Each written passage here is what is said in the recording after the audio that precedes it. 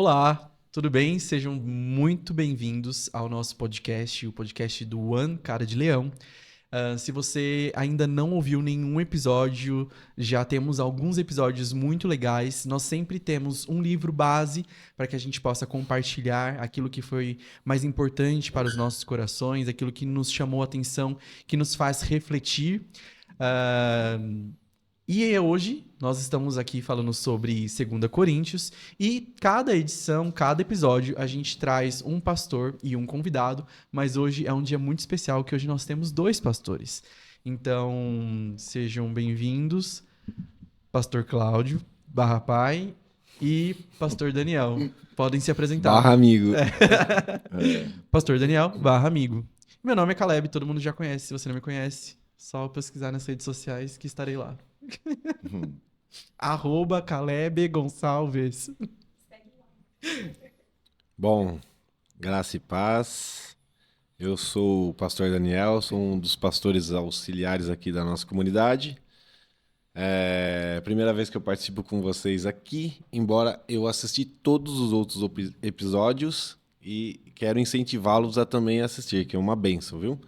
Bom, se eu não falar que eu sou casado, eu apanho. Então, eu sou casado com a pastora Érica, conhecida como a pastora Kika. Tenho 2 filhos, um jovem adulto, Gabriel, de 22 anos, e a minha princesa de 14 anos, minha jovenzinha Amanda.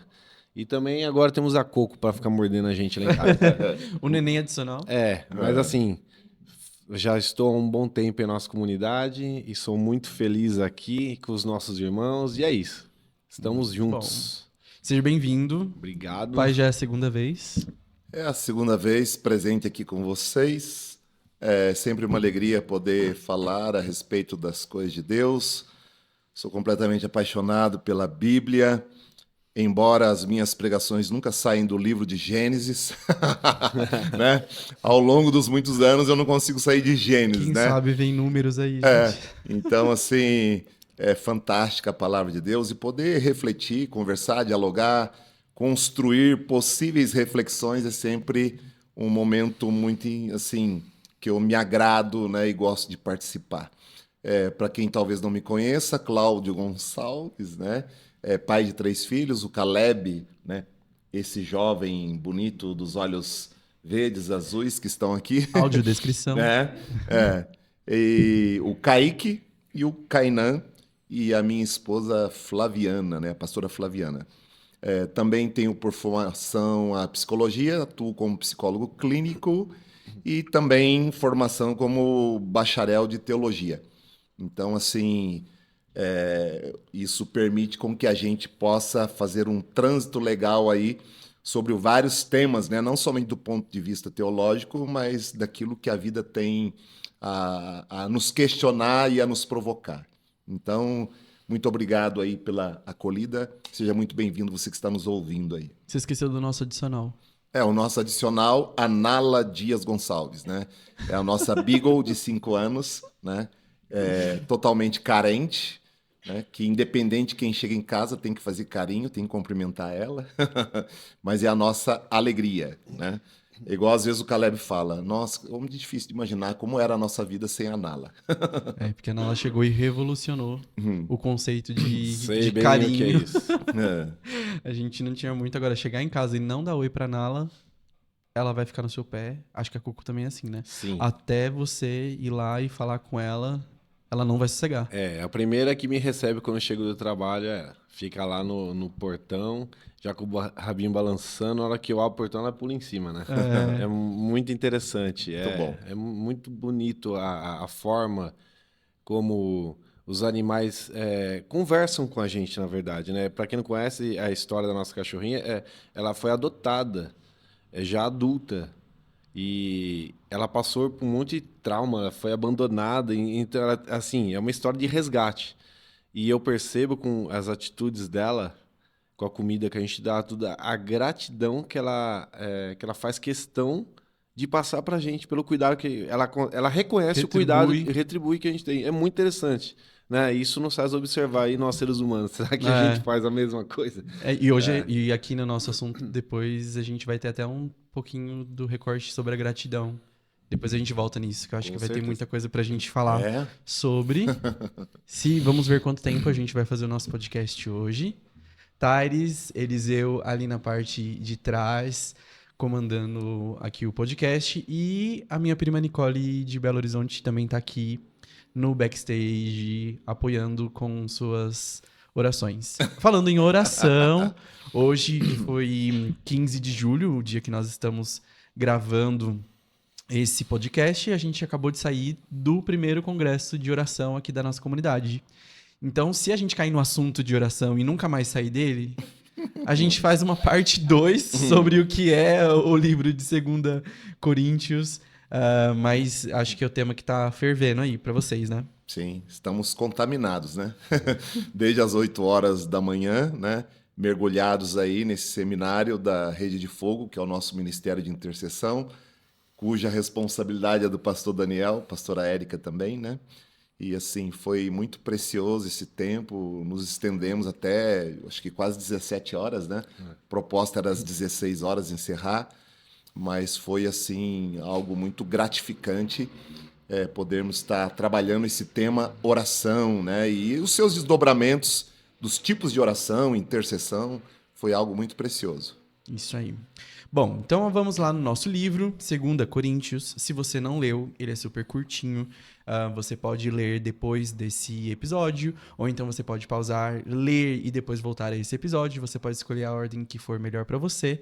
Mas é muito importante que você leia a Bíblia, porque esse bate-papo não substitui a leitura da Bíblia. É muito importante que nós estejamos em contato com ela, dia e noite, noite e dia, e para que ela possa cada vez mais ser revelada pra gente.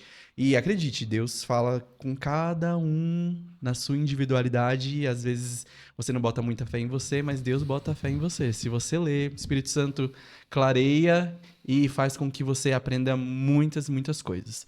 Mas dando um contexto geral, é o segundo livro, né? Segundo livro escrito aos Coríntios.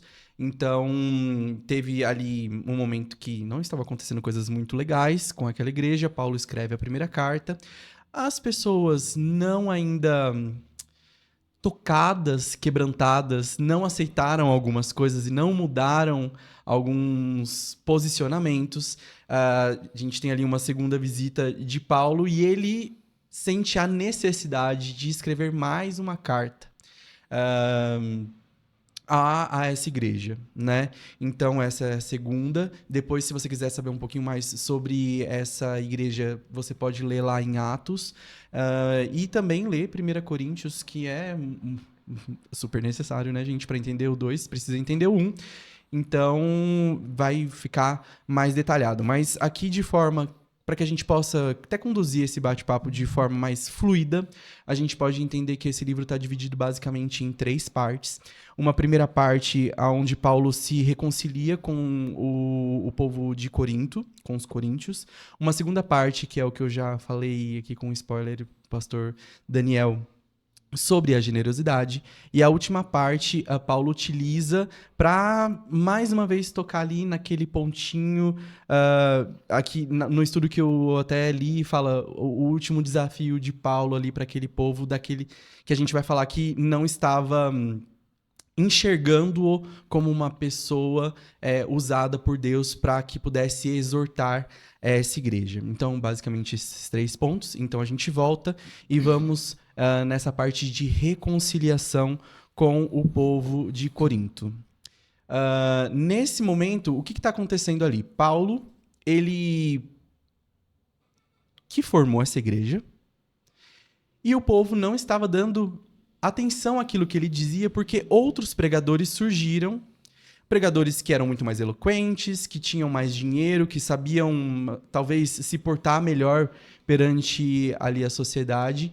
E vocês sabem muito bem como que às vezes nós, seres humanos, nos portamos, gostamos muitas vezes de olhar para onde tem mais luzes, para onde tem mais atenção, mas a gente sabe que Deus às vezes atua ali onde às vezes nem tem tanto olhar das pessoas. E era o que acontecia. Então, o povo estava colocando em xeque Paulo, porque ele não tinha essas qualidades, ele não tinha dinheiro, ele não sabia, ele não estava sendo visto como um pop, uma pessoa extremamente popular na boca do povo.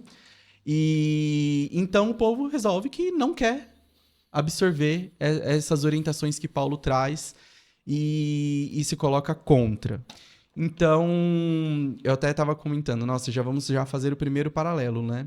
De como hoje, às vezes, a gente vai na nossa igreja, todos os domingos, na nossa igreja local, ouve a palavra, mas às vezes as pessoas têm necessidade de, durante a semana, ouvir a palavra do pastor pop do momento, com muitos seguidores, muitas visualizações, porque o que ele fala parece que é, assim, único, sendo que às vezes está sendo falado dentro da sua própria igreja. E aí, quando você ouve uma pessoa de fora falando, você fala, nossa, abriu minha mente, uau, que incrível, mas Deus já estava falando há muito tempo lá na sua igreja, mas porque aquele pastor que está em alta no momento, com muitas visualizações, vários seguidores, as pessoas tendem a credibilizar muito mais aquilo que ele fala. O que vocês acham sobre isso? Quando vocês veem... A gente sabe que isso é uma falta de caráter de Cristo. Já é... Se a gente tem, às vezes, esse tipo... Meio duro, né? Mas, assim, não foi transformado. Que é o que a gente vai falar depois, mais pra frente. Porque quando a gente é transformado, a gente se parece cada vez mais com Cristo. Se a gente tem esse tipo de atitude, talvez não fomos tão transformados assim. Por essa necessidade de buscar aquilo que é... agradável aos olhos, talvez? O que você acha? Eu acredito que algumas coisas nos permitem poder refletir essa carta aqui do apóstolo Paulo à igreja de Corinto.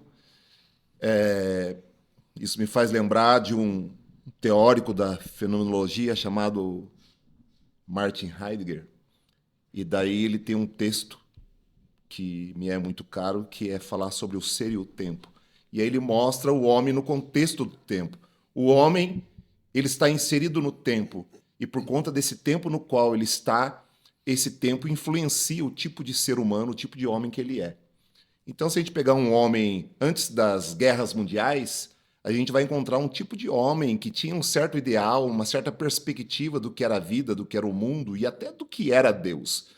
Mas quando a gente olha, inclusive, nesse período das guerras, né, das guerras mundiais, esse homem que está ali e presencia toda essa vivência, ele se torna um homem com outras concepções. Inclusive, nós vemos o período da Grande Depressão que acontece no pós-guerra, porque o homem está decepcionado, o homem está sem sentido para viver, porque ele não achava que ele jamais destruiria a vida do outro. Então, até a maneira como ele concebe Deus é diferente. Se Deus é Senhor, se Deus está no controle, então como Deus pôde permitir essas guerras, né? Então, o que eu quero dizer com isso? Que a cada tempo, nessa experiência sociocultural, nós encontramos um tipo de homem. Eu estou falando isso por conta também do Evangelho. Porque quando nós olhamos para a Bíblia, olhamos para Deus, para a apresentação do Evangelho, quando você faz um olhar para a história, você vai ver as nuances na qual esse evangelho é apresentado, Deus é visto e percebido, e a maneira que se atribui, né, a concepção de Deus e do evangelho. Então, nós temos um momento muito anterior que é de uma visão teocêntrica. Deus é o centro, né? Inclusive, esse momento sociocultural aqui, histórico, está falando de um contexto de uma visão teocêntrica, que o evangelho que se anuncia é o evangelho do nosso Senhor Jesus Cristo. O homem é um coadjuvante. O homem faz um papel ali somente de ser alguém que não tem o protagonismo na história do evangelho e da Bíblia, e ele está trazendo o evangelho do nosso Senhor Jesus Cristo. Mas agora, quando a gente olha para esse pós-modernidade, a gente vê uma mudança de paradigma, uma mudança de modelo. Porque agora a visão já não é mais teocêntrica, é uma visão antropocêntrica. O homem é o centro. Então, quando você olha para a igreja, quando você olha para o evangelista, para o pastor, hoje nós temos um apelo muito mais forte para esse homem que anuncia esse evangelho. Então, inclusive, essa é a defesa apostólica que o apóstolo Paulo faz. Ele falou assim, olha, o evangelho que eu preguei não é meu. Eu preguei o evangelho do nosso Senhor Jesus Cristo. E vocês estão olhando para homens. O evangelho que eu preguei e anunciei não foi para referendar homens, mas foi para apontar a pessoa do nosso Senhor Jesus Cristo. E daí a gente vê os respingos disso na nossa geração, né?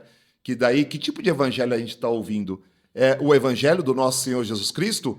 Ou é aquele evangelho que a gente busca dos modismos, né? Ou por conta daquele líder que é expressivo, que é midiático, né?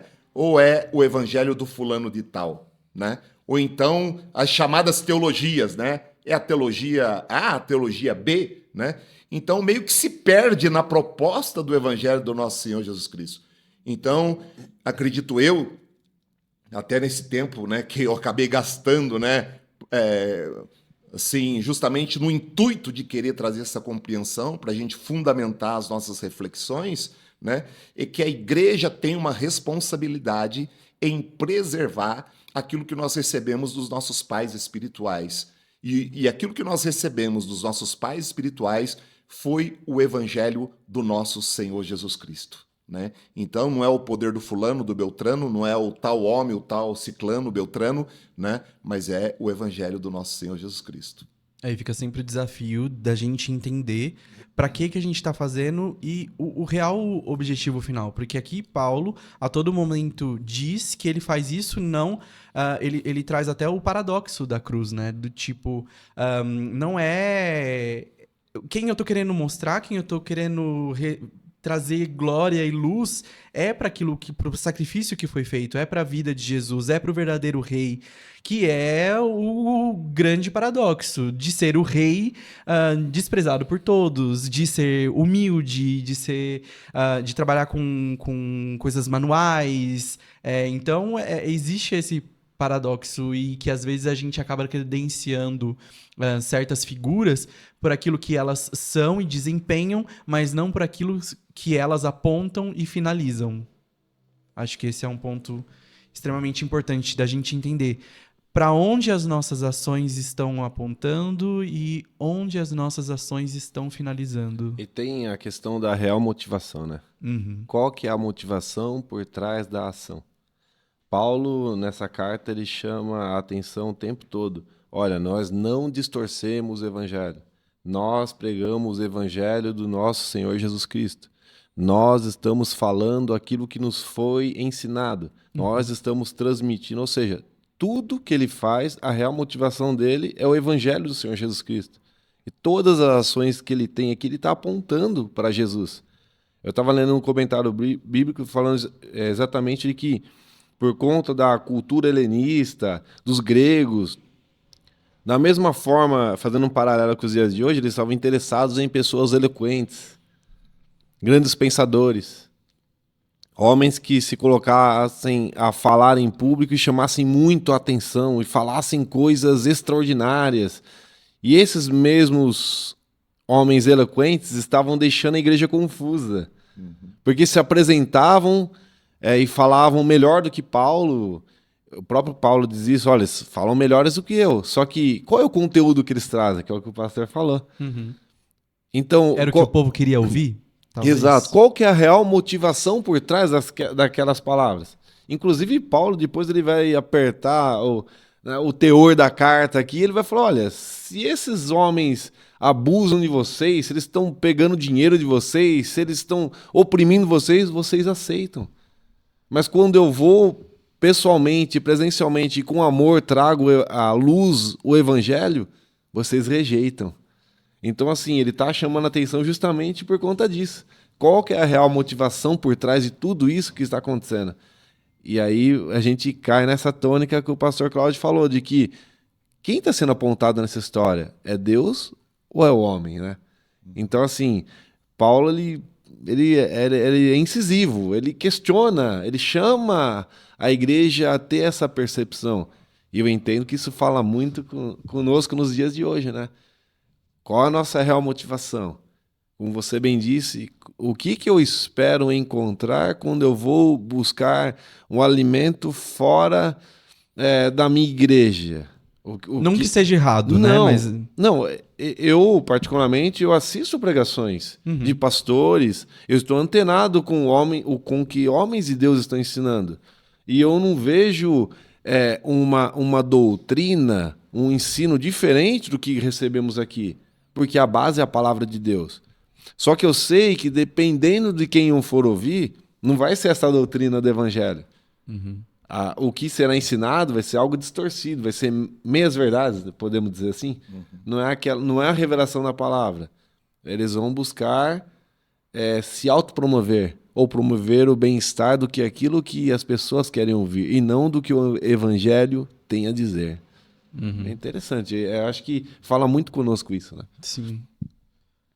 Com certeza, porque depois a gente cai até, talvez, naquelas mega igrejas que eu acho que aí não, mas só no quesito de trazer uma pitada de crítica, mas não querendo trazer uma polêmica.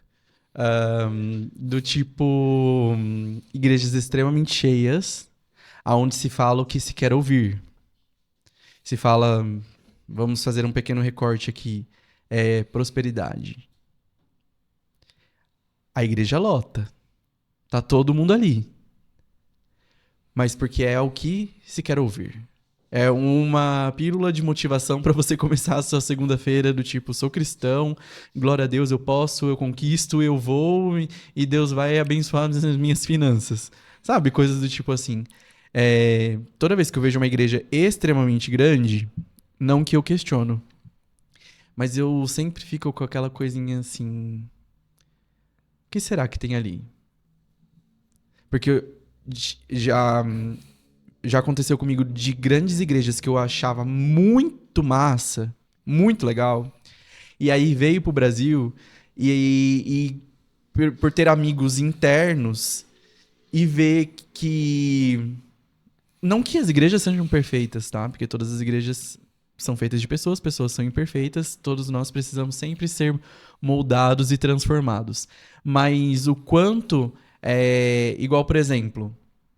Algumas igrejas tratam o culto de domingo como um culto meio que barra motivacional, barra novos convertidos. E aí a pessoa, ela é domingueira, ela só vai aos domingos, ela não vai num estudo, ela não vai numa missão local, ela não vai numa escola dominical e ela fica se alimentando apenas daquele recorte de novos convertidos, só no leitinho. E ela acha que é suficiente.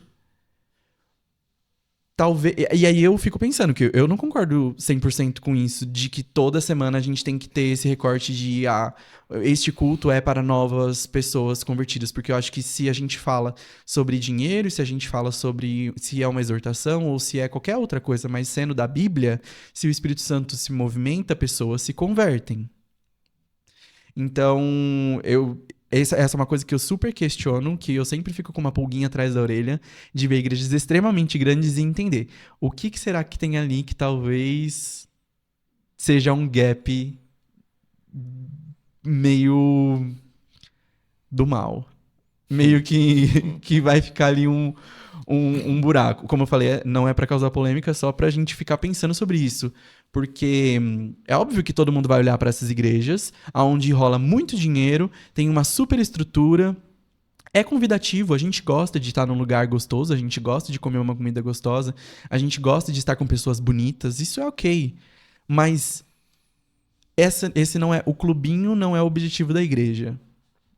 Mas o objetivo da igreja é estarmos em contato com a palavra, vivermos entre irmãos e sermos transformados até o dia que Jesus voltar e nós possamos subir, em nome de Jesus, todos com o Pai. Então, acho que é um ponto sempre de reflexão que eu acho que a gente precisa questionar e pensar cada vez mais. Porque tem gaps. Eu acredito que uma das coisas que precisam nos chamar a atenção é igual uma dificuldade que se encontra quando você acessa o meio acadêmico.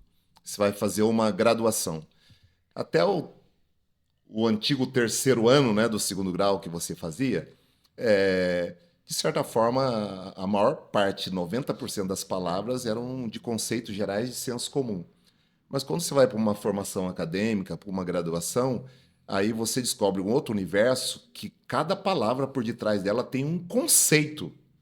Então, aquela palavra está expressando toda uma linha de compreensão e de um conceito que a define quando ela é usada.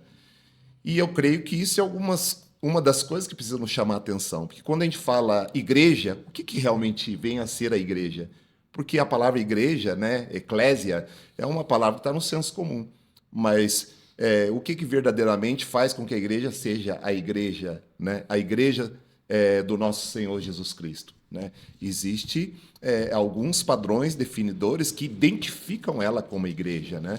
Então, a igreja é aquele lugar que se reúne aquelas pessoas que têm uma aliança, um compromisso e que são os seguidores de Cristo Jesus, que eles são discípulos de Jesus. Então, é o corpo de Cristo, aquilo que o apóstolo Paulo cita na primeira carta, que é ali a necessidade orgânica da igreja, como nós, vários membros de um mesmo corpo, né? Que daí tem a mão, o pé, os olhos, né? Que embora diferente os membros, né? Mas nenhum está em maior importância do que o outro, todos eles são importantes, né? Para o corpo. Então, a igreja é um lugar de conexão, que é uma parte que não é só em si mesma, né? Mas é uma parte que compõe o todo, né? Está conectado com o todo, não está amputada do todo. Se você amputar uma mão do corpo, ela vai morrer, né? Ela vai perder a vida, porque ela precisa estar conectada ao corpo para que ela tenha, né, ali a alimentação do fluido da vida, da corrente sanguínea e tantas outras coisas, né? Então, a igreja é uma coisa, movimento, ser um movimento é outra. Tem uma expressão que a gente ouve muito, né? Quer ter multidões, quer ter pessoas, dá pão e circo, né? Então, tipo assim, se você deu comida e uma tônica, um espetáculo, um show, né? Uma coisa engraçada, anedótica, você vai carregar multidões. E isso é interessante, porque daí até quando a gente olha até mesmo para Jesus, né? Ministério de Jesus, você vê que quando Jesus dá pão, quando Jesus faz milagres, que cegos vêm, paralíticos andam, mortos ressuscitam, aí tem multidão. Mas daí na hora que Jesus vai, né, orar, ou Jesus vai para um outro lugar, aí são os discípulos que acompanham ele, né? Então, eu acho que isso que já é às algo... vezes até dormem. Eu acho que isso já é algo que deve provocar a gente, né? Porque tem gente que pensa que, tipo assim, igreja, que é igreja, aquilo, né? Não que a gente tenha alguma coisa contra, ou que igreja não seja um lugar que possa ter muitas pessoas. Pode ter, né? Mas é importante que a gente saiba ter esse conceito, né? Do que é um movimento, do que verdadeiramente, de repente, é um palco, é um show, né? É um lugar de entretenimento, porque hoje a gente tem muito entretenimento, né? Infelizmente, que se chama de igreja, mas é um lugar de entretenimento, e aquilo que é verdadeiramente a igreja, que é um lugar que se compõe não só de um relacionamento de verticalidade, uma relação do homem para com Deus, mas é um lugar que se estabelece também na horizontalidade, né? De relacionamento entre pessoas, e um relacionamento de respeito, um lugar que se constrói, que se desenvolve. Ele não é simplesmente casual, mas é um lugar da família, né? Do corpo de Cristo, daqueles que estão conectados uns aos outros e que precisam uns dos outros para estarem fazendo manutenção de quem eles são. Se a gente pensar no corpo, eu preciso dos olhos para ver, preciso dos pés para andar, se locomover, preciso das mãos para fazer higiene, limpeza, comer e tudo mais. Então, o quanto essa interação preserva o corpo. Então, a igreja tem que ter essa característica. Os vários e muitos membros, mas que nós somos interdependentes. Somos dependentes de Deus e interdependentes entre nós. E nós nos ajudamos a nos promover uns aos outros. E não tem como ser igreja sem relacionamento. Nessa tônica, eu não consigo conceber na minha visão limitada como é que eu posso fazer parte de um lugar gigantesco em que o meu pastor não sabe quem eu sou. Porque assim, todo o contexto da minha vida em igreja sempre foi muito próximo de pastores, de diáconos, de obreiros, de discipuladores, de pessoas para me darem aula na escola bíblica, de pessoas que conhecem a minha história. A nossa comunidade não é gigante. Uhum. E a gente conhece a história de pessoas de que chegaram aqui numa situação e hoje estão em outra situação. Quantas pessoas nós conhecemos chegaram aqui meninos, cresceram, casaram, hoje têm seus filhos, né? Mas é um contexto de história. Eu não consigo ver igreja sem relacionamento e sem história. Então, assim, é igual o pastor bem disse, uma coisa é um movimento que gere pessoas, é um movimento gigante, mas há relacionamento. Porque o que faz a gente passar no tempo de crise, de dificuldade, situações, não é o movimento, é o relacionamento. Uhum. Com Deus e com o meu irmão. Porque no momento de crise, de dificuldade, eu preciso ter quem vai me apontar o caminho. Porque muitas vezes nós estamos cegos diante de uma situação. E aí a Bíblia nos ensina a importância de caminharmos com homens que nos vão apontar para Deus. Porque um conselho errado pode me distanciar da presença de Deus.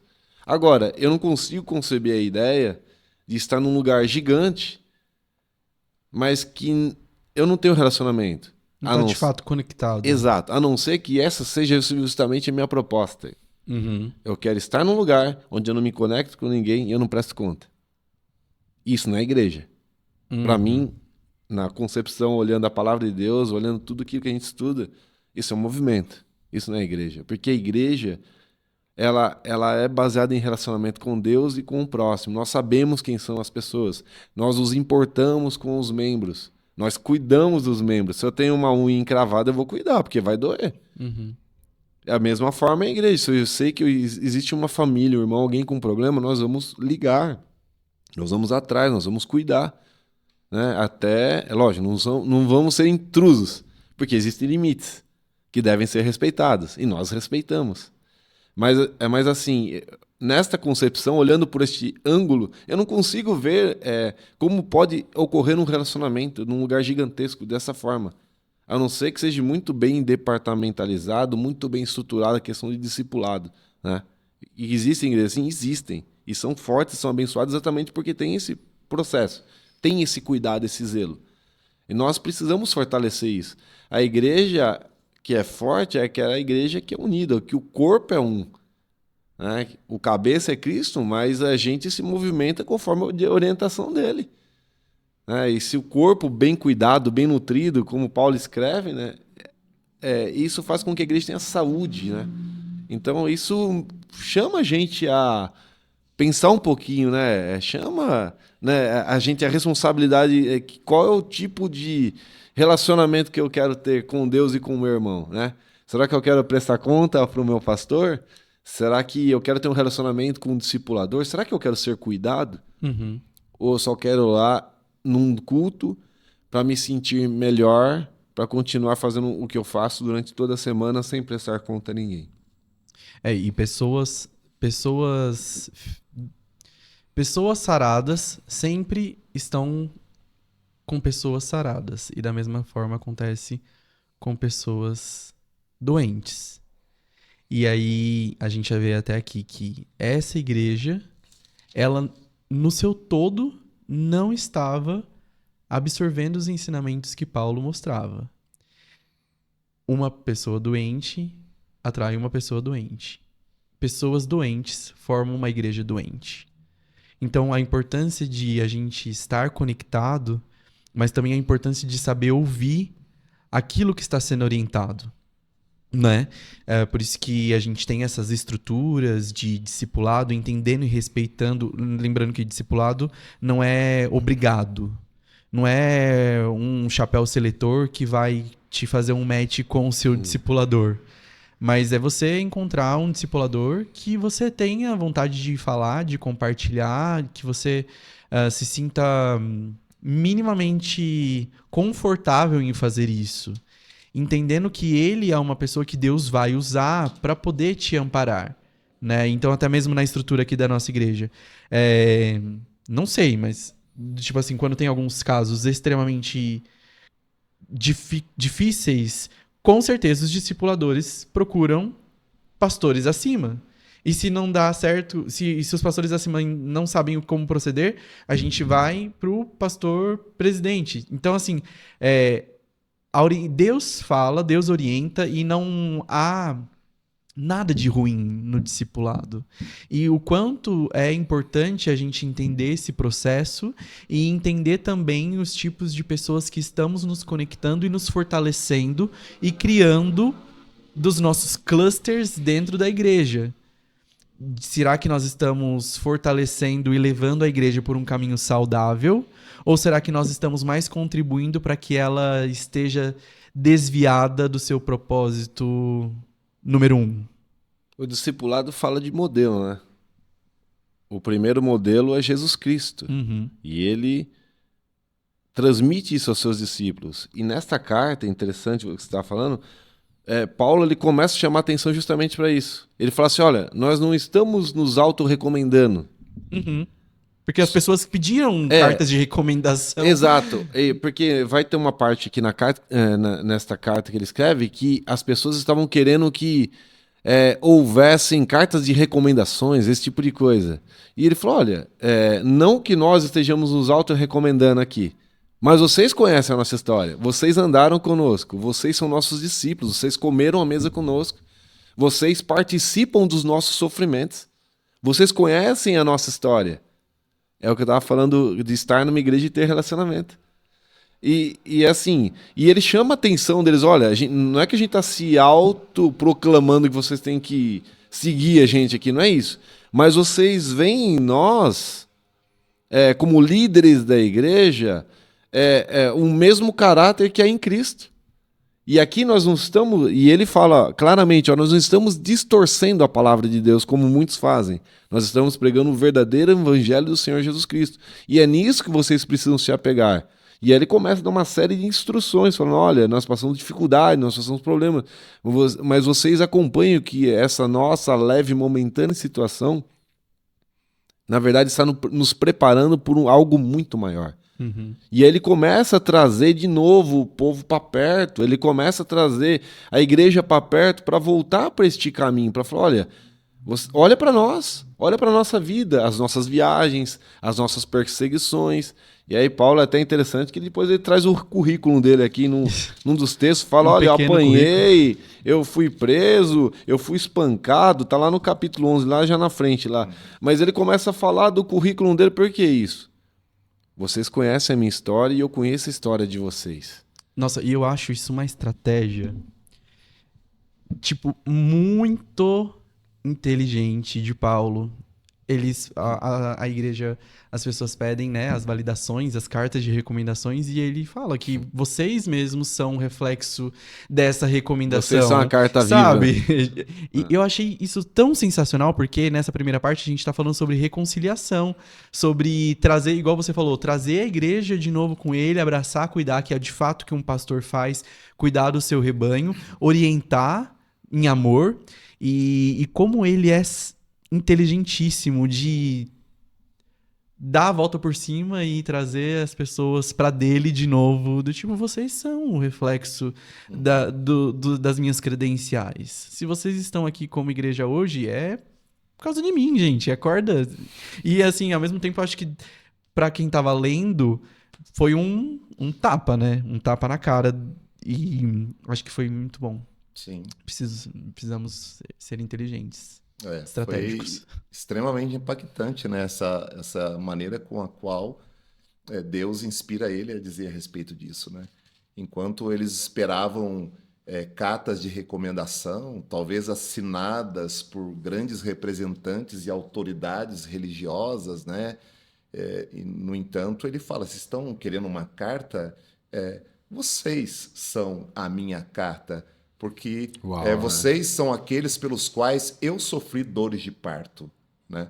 E eu acho muito sensacional esse lugar que dialoga com esse tempo que a gente vive também, que em nenhum momento o evangelho do nosso Senhor Jesus Cristo é apresentado como um evangelho de facilidades e de caminhos curtos, né? Sempre é um caminho de dores, de sofrimento, porque daí ele fala, olha, se hoje a gente teve acesso a essa boa nova de Cristo Jesus, é pelos sofrimentos de Cristo Jesus. E quando ele defende a sua apostolicidade, ele fala dos percalços e do sofrimento pelos quais ele passou também, né? E, de certa forma, esses líderes que estavam ali, eloquentes, né, homens ricos, cheios de poder, talvez estavam ali apresentando caminhos fáceis, né? Que o dinheiro compra, né? Aquilo que é aparente, aquilo que é rápido, instantâneo, visível, né? E daí, no entanto, ele faz a sua defesa apostólica, ele faz a preservação da identidade desse evangelho do nosso Senhor Jesus Cristo, que foi por sofrimento vicário, por um sangue derramado na cruz do Calvário, que habilitou a possibilidade de salvação deles, né? E lembrando que esse é um momento que está havendo uma disseminação muito grande de falsos mestres, falsos apóstolos, né? E essa é a confusão, porque muitos estão entrando ali na igreja de Corinto, né? E se colocando, querendo assumir nessa posição. E a posição geográfica na qual está a cidade de Corinto, a própria questão sociocultural dessa cidade de época, né? É um lugar de uma completa devassidão, idolatria. Tem templos e adoração a todos os tipos de deuses que se possa pensar, porque ali a gente vê uma certa representatividade de muitos transeuntes do mundo inteiro, né? Então, não são tão somente concidadãos, moradores da cidade de Corinto. É uma cidade que ela o tempo todo está recebendo pessoas do mundo todo que está por ali passando, né? Então, até por conta disso é que se tem templos e altares, né? De todos os deuses que se possa pensar naquele lugar. Então, imagina a confusão, né? A confusão da religiosidade que ali está. Então, é um lugar que o povo já vem de um lugar pressuposto, de uma oferta de que experimenta isso, que isso é melhor. Uma religião melhor, um líder melhor. E daí as pessoas não têm firmeza e até mesmo reconhecimento de paternidade. Porque quando a gente fala de família, a gente está falando do lugar de paternidade, né? E eu acho tremendo isso, que na hora que ele percebe que a igreja está se perdendo, ele não deixa ela se perder. Porque ele, como pai, como diz o outro, não é um pai que põe filho no mundo e deixa o filho se perder, mas ele se sente responsável na paternidade e na autoridade apostólica. E por isso, mais uma vez, ele insiste nessa segunda carta, porque ele se sente responsável como pai, de que esse filho não se perca. E por isso ele faz, né, esse trabalho insistente no sentido de exortar, de chamar a atenção, que é daquilo que a gente fala que é dentre as cartas pastorais. Ele o faz como aquele que gestou, né? Como um progenitor, como um pai. Então, ao mesmo tempo, a gente vê o cuidado, o zelo, que ele faz uma defesa incisiva, mas também amorosa como pai, né? Trazendo pontos importantes no intuito de que esse filho não se perca. E ele chama a responsabilidade para ele, né? Ele não é omisso. Uhum. Até tem um versículo aqui que ele fala assim, ó, não damos motivo de escândalo. Está em 2 Coríntios 6, capítulo 6, versículo 3. Em coisa alguma, para que o nosso ministério não seja achado em falta. E aí ele, no versículo 4, ele diz assim, antes, em tudo, nos recomendamos como servos de Deus. Então, ele exercendo essa paternidade, ele chama a responsabilidade. E ele fala assim, sim, nós somos espelhos para vocês. Vocês podem olhar para o nosso apostolado, para a nossa paternidade espiritual e podem acreditar. E ele vai construindo tudo, essa visão, né, chamando a responsabilidade deles. Até nesse capítulo vai falar de exortação à santidade. Uhum. A que eles deixassem os ídolos, deixassem de buscar essa visão por outros líderes, super apóstolos, ele usa o termo, mas olhassem para Jesus. E na dúvida, qual é o modelo? Olha, o modelo é Cristo. Mas você quer um modelo mais perto de você? Você pode olhar para mim. Você pode olhar para a minha vida. Você pode olhar para a vida de Silas. Você pode olhar para os outros irmãos que estão conosco. Você pode Tito. olhar para Tito. Você pode olhar para Timóteo. Você pode olhar para esses irmãos, porque esses irmãos estão conosco no ministério. E eles pagam um preço, assim como eu pago, que vocês conhecem. Eu acho muito importante isso. E, de novo, ele fala isso e tem muita eficácia porque eles conheciam Paulo. Eles tinham um relacionamento. Aí voltando ao assunto anterior, será que num lugar gigantesco onde eu não tenho relacionamento, vai fazer esse tipo de conversa vai trazer algum resultado, né? Porque vamos falar da nossa igreja local. Quando nós estamos nos perdendo, o pastor chama a gente e fala: vem cá, filho, não é assim. E vai ter relevância o que ele tem a dizer, por quê? Porque nós temos relacionamento. Isso vai me fazer pensar. Não é que ele é meu chefe, vai. Não, não é isso. Mas porque eu tenho relacionamento, o que ele vai falar para mim vai fazer sentido. E vai me fazer pensar. Para que eu possa tomar uma decisão correta de corrigir os meus caminhos ou permanecer nesse lugar de distanciamento. Agora, se eu estou num lugar onde eu não presto conta para ninguém, ninguém sabe quem eu sou, se um pastor chega para mim, um líder, um discipulador, enfim, algum cristão com um pouco mais de vivência, vem me orientar em alguma coisa, vai fazer sentido? Não vai fazer sentido. Eu vou ouvir e falar: meu, o que esse camarada tá falando? Nem te conheço, né? Como diz o outro. Mas agora, quando eu tenho um relacionamento, como Paulo tinha, e ele escreve essas coisas, aí faz muito sentido. E aí, com certeza, faz a igreja parar e pensar, falar: peraí, ele esteve aqui conosco desde o começo, ele plantou essa igreja, esses irmãos que estão aqui, eu conheço a vida de Timóteo, eu conheço Tito, eu conheço esses irmãos, eu conheço Paulo, eu conheço Silas, eu conheço esses apóstolos, esses homens que vieram aqui, né, esses servos de Deus. Então, tem relevância o que ele está falando. E isso faz a igreja pensar. E eu acho que isso tem uma relação muito profunda na minha vida, nas nossas vidas, quando alguém com quem eu tenho um relacionamento em Deus me chama a responsabilidade de algo que talvez eu esteja fazendo errado. Vai ter relevância porque eu tenho relacionamento. Se o pastor Cláudio me chamar a atenção: olha, vem cá, você está fazendo um negócio aqui que não é bem legal. Não é muito bacana, não condiz com o que a palavra de Deus vai fazer muito sentido, por quê? Porque faz 20 anos que eu caminho com ele. Agora, se eu não conheço, ele vem me traz uma palavra dessa, eu falo: olha, você é uma pessoa de bem, eu sei, mas passar bem. A história sustenta. Entendeu? Exatamente. A história sustenta. É um lugar de intimidade, né? Relacionamento, e isso autoriza e legitima, né? Legitima. É a maneira com que nós trazemos as marcas uns dos outros em nós, né? Como o pastor Daniel falou, né?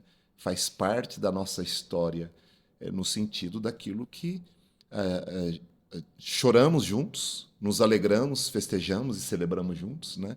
Então, uma história de vida que se constrói nos momentos de conquistas e vitórias, nos momentos de perdas e derrotas, né? E tudo isso é um relacionamento em que nós carregamos as marcas uns dos outros em nós mesmos, né? Então, esse é um lugar que a igreja é convocada e chamada, né? Porque até esse lugar que nós nos tocamos é da ordem do humano, mas também é da ordem do divino. Porque se o Espírito Santo de Deus habita em nós, nós somos tabernáculos de Deus, a expressão de Deus é através do homem e desse Espírito Santo que habita nele, né? Deus não vai descer em carne para tocar alguém, mas Deus toca alguém através de um outro alguém, né? Deus não vai descer e enxugar as lágrimas daquele que chora, mas Deus pode usar a vida sua para ajudar a enxugar as lágrimas do Daniel que está chorando, né? Então, ao mesmo tempo que é um relacionamento de toque entre homens, mas também é da ordem do espiritual, né? Em que nós nos tocamos através do cuidado um do outro, sustentando esta relação do divino, né? E algo que me chama atenção também, né? Uma certa pessoa tinha falado que daí ele fez uma reunião com líderes, né? E daí falou assim: olha, quem é a sua referência, quem é a sua inspiração para o seu ministério, né? E daí várias pessoas foram falando, né? Nome de grandes líderes, né? Charles Finney, Jonathan Edwards, né? Falando o nome de grandes avivalistas, né? E daí, no final, que todos expressaram, né? Falei assim: nossa, que curioso, porque todos estes homens que são referência e inspiram vocês, todos eles já morreram. Então, que tipo de relacionamento você tem com alguém que te inspira e é referência e que nem está mais na terra dos viventes, né? E dele fala: o líder confiável, né, é aquele que tem como inspiração e referência pessoas de proximidades com as quais ele se relaciona, né? Então, o pastor da sua igreja, né? Ele é alguém que você nem sabe quem ele é, você se relaciona com ele, né? Então, assim, isso é algo muito importante, né? Que aquele que você tem como referência, dentro a parte até daquele lugar, né? Peraí, eu acredito que a primeira referência, eu tenho muitas referências na minha vida, vim de uma igreja tradicional histórica, que daí o pastor, ele era eleito, né? Para estar pastoreando a igreja por um tempo, às vezes por 4 anos, poderia ser reeleito ou não, mas havia sempre uma rotatividade, de certa forma. Então, eu tive várias referências de pastores, de homens de Deus, que me influenciaram grandemente, né?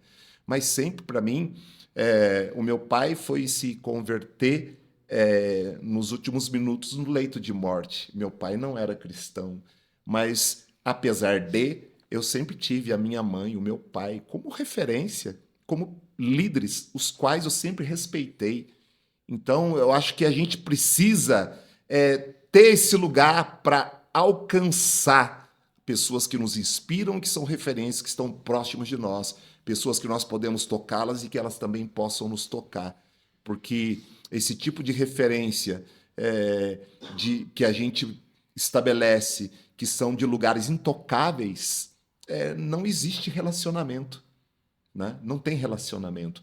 E quando a gente olha para a própria ciência, para a área de humanas, o homem é um ser social. O homem é um ser que necessita de relacionamento, né? Então, a própria teologia contempla isso e traz o apontamento, né, desse referencial da socialização, na qual nós construímos através da igreja, né? O corpo orgânico, né, de Cristo sobre a terra, né? A igreja ainda, eu vejo que nos dias de hoje, principalmente, é um dos poucos lugares de que você tem a possibilidade de caminhar com pessoas que são melhores que você e que vão te dar norte e estão próximos. Você toca nelas e elas tocam em você. Você tem uma proximidade, você tem um referencial pertinho, né? A igreja ainda ao meu ver, né, a igreja de Cristo, aquela pautada na palavra, aquela que você tem o cuidado ali do pastor com o rebanho, ainda é o lugar que você tem o referencial bem perto de você, que é o que o pastor está falando. E isso faz toda a diferença. Porque a gente ficar criando expectativa por alguém, por um líder, é bacana você ver grandes homens, pessoas inteligentes, pessoas que marcaram a história. Meu, é legal. Só que parece um lugar tão longe e inatingível. E agora, quando eu estou dentro de uma realidade, quando eu vejo, falo, nossa, uau, que palavra, que pastor, que bênção. E tá tão pertinho que aquele homem que está sendo usado no altar e Deus falando através dele é o mesmo que vem no mutirão com você. É o mesmo que vai na sua casa e come um pedaço de pizza com você. É o mesmo que você pode ligar de madrugada e falar, pastor, ora comigo que eu estou angustiado. Isso faz toda a diferença. E eu não tenho dúvida que isso mexeu na vida dessa igreja e isso mexe com a gente. Sim. Isso, muitas vezes, é o que norteia a nossa história como cristão, né? Então, por isso eu vejo a importância da igreja para a sociedade hoje, carente de líderes, carente de pessoas que sejam palpáveis, que eu possa tocar. Talvez seja o único lugar onde eu tenha referências de pessoas que estejam tão próximas, né? Numa sociedade que está buscando líderes. Hoje, qual é a referência da nossa sociedade para a liderança? Quem são as pessoas que são formadoras de opinião? Será que elas são realmente acessíveis? E o que de bom elas têm trazido às pessoas? Né? Então, você olha as referências políticas, uma vergonha.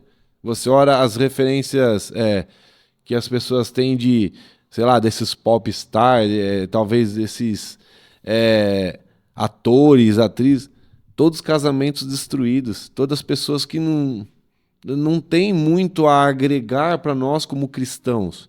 Só que aí você vai na sua igreja local, você tem um pastor ali pertinho de você, que é um referencial de homem de Deus, a pastora, a sua esposa é um referencial de mulher, os filhos, São pessoas, com defeitos como todos, mas estão tão pertinho de você e que podem ser um referencial e falar, nossa, talvez aquela imagem da televisão é impossível alcançar, mas isso aqui é palpável, isso aqui é possível. Né? E assim, isso tem relevância com o que Paulo está fazendo. Paulo está falando isso, olha, esses super apóstolos aí, eles estão vendendo uma coisa, agora olha para mim. Vocês podem viver o que eu estou vivendo, vocês podem multiplicar isso, porque eu estou perto de vocês. Eu conheço a história de vocês, eu acho isso maravilhoso, porque eu olho para a minha vida e eu sei que eu cheguei até aqui, embora não seja tão velho, mas eu cheguei até aqui porque eu tive referenciais. Não só do meu pai e da minha mãe, que foram, graças a Deus, cristãos e me ensinaram o caminho, mas eu tive homens referenciais de Deus na minha vida que estavam pertinho de mim. Que quando meu pai e minha mãe não estavam olhando o que eu estava fazendo, eles podiam chegar e puxar minha orelha. Ele falou, camaradinha, você tá errado, velho. Vem pra cá, você tá no caminho errado. Esse não é o caminho que teu pai e tua mãe ensinou ali, e nem o que a palavra de Deus nos ensina. E isso fez toda a diferença na minha vida. Esse é um testemunho meu. Eu cheguei aqui onde eu cheguei porque eu tive pessoas próximas com quem eu podia contar e podiam ser referenciais. E é coisa palpável, estava ali na minha frente. Eram pessoas que estavam comigo todo final de semana na igreja. E que eu frequentava a casa deles, e eles me permitiam ter acesso à vida deles e me apontavam um caminho decente. E quando eu chegava em casa, eu via o mesmo testemunho dos meus pais. Então isso era uma coisa palpável, estava muito fácil, era um exemplo fácil. E eu acho que hoje nós temos uma sociedade que carece disso. Carece, e eu vejo que a igreja do nosso Senhor Jesus Cristo pode ser a resposta para a carência da sociedade hoje. Mas eu vou falar da Larissa e do Guilherme, que eles foram para o sul. E o quanto Larissa e Guilherme são meus primos, né? E a vida inteira a Larissa sempre morou em Poços de Caldas, em Minas Gerais. E aí agora ela casou, o marido dela foi pro sul, se não me engano, é Canoas. E a gente fez uma live com quase a família inteira no WhatsApp pra conversar com ela. E pra cada um dar uma palavra de apoio e tal. E a coisa que a gente mais falou foi: vocês vão chegar lá, talvez vocês não conheçam as pessoas, mas busquem uma igreja e se fortaleçam nela. Porque pode vir tempestade, vão vir momentos difíceis. Mas quando a gente está em igreja e que a gente pode estar conectado, ter referências, compartilhar, é onde a gente se fortalece. Por exemplo, eu lembro quando a minha avó Nancy faleceu, tava todo mundo lá em casa, tava minhas tias e tal. Foi, nossa, uma noite muito difícil. Mas lembra que tava você e o Milton, né? Sim, nós lá em fomos lá. casa. E quanto é importante a gente poder compartilhar esses momentos. Lá em casa a gente não tem nada de super especial de que todos daqui da igreja. Também temos erros, também temos brigas, também uma família normal. E a gente nunca faz questão, né, pai, de esconder isso. A gente gosta de mostrar a nossa vulnerabilidade, porque é isso que nos conecta como pessoas.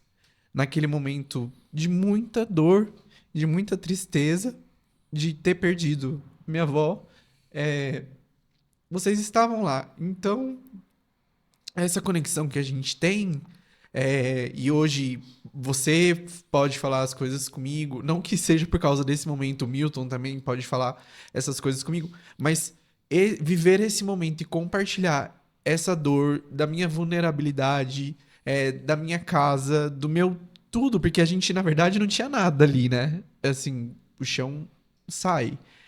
É onde a gente se conecta de verdade e é onde se sustenta as nossas conexões e que nos faz ser igreja, como irmãos, como uma família, que é mais do que a gente chegar lá no domingo e falar bom dia, comunidade, sejam todos bem-vindos, bem-vindo a essa família, essa casa, que você se sinta bem aí onde você está, se você está conectado no pelo YouTube, mas é porque de fato a gente vive como família. Que é mais o que a gente viveu na época da pandemia. Sim, Eu falo para todo mundo, particularmente, eu vivi um momento muito complicado, porque por conta da própria pandemia, mas a minha esposa tinha feito uma cirurgia na coluna e ela estava passando por um momento muito difícil de dor e ela tomava uns remédios pesados, o pastor Cláudio acompanhando de perto, ela ficava offline 24 horas por dia. Ela tava lá o corpo lá estendido, mas assim, ela estava completamente sem reação, apática, porque ela tinha que tomar fortes remédios para passar a dor dela. E eu me desdobrava cuidando dela, cuidando da casa, trabalhando, fazendo tudo ao mesmo tempo. Mas ao mesmo tempo eu me sentia abraçado porque a igreja estava na minha casa. As lives do culto de sexta-feira eram feitas de dentro do meu quarto. As pessoas podiam ver minha esposa lá na cama.